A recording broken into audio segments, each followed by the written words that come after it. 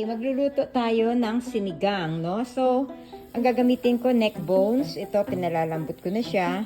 Yung unang kulo niya, tinapon ko. Of course, nagasan mo ng mabuti. Tapos, unang kulo niya, tinapon ko. Actually, ito na yung pangalawang kulo.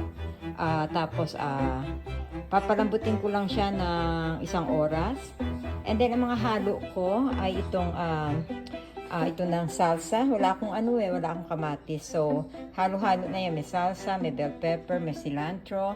And then, ang ating okra, ang lima beans, ang ating pampaasim, tsaka flavoring kung kailangan, seasoning, and ang ating spinach. Okay?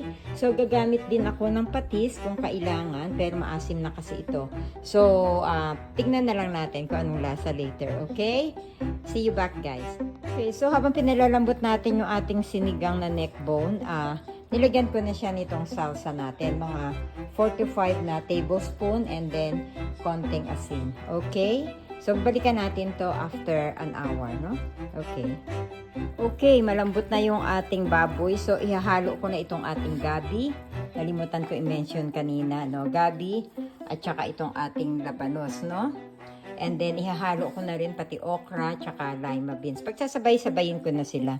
And it will take mga 20-25 minutes para malambot sila. And then, pagkatapos nun, ihahalo ko ng spinach. Siguro mga 5 to 7 minutes. And then, okay, so nahalo na natin lahat ng ating gulay. Hiniwalay ko yung karne kasi masyado na siyang malambot tsaka masyado na baka mag-apaw to, no? So, hintayin lang natin siyang lumambot. Medium high lang ako. Actually, medium low ito. For 20-25 minutes, no? And then, checkin ko kung malambot na yung gulay.